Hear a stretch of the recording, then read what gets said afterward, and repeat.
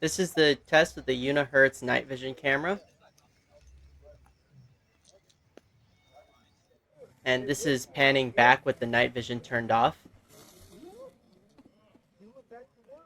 The first thing I wanted to point out is the image stabilization works way better on the regular camera than the night vision. Let's watch that again, but slow down. Take a look here at the horizon where the arrows are pointing, how the top image is much smoother than the bottom image, which shakes up and down. At the start of the night vision recording, you could see how the infrared light catches the reflectors on the bus. And when going through this recording frame by frame, this is the highest quality frame I could find with the least amount of blur. Notice right here and right here, the infrared light's range seems to be about 30 feet.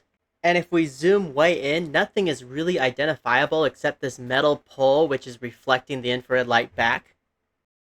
In the clip without the infrared light, we can see the same group of guys hanging out by this tent. But if we zoom in the same amount, we can see considerably less detail.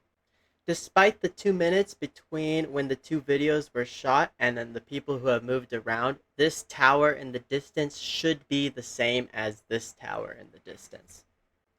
Alright, that is all I have for the night vision camera test. Have a great rest of your day or night or whatever time it is.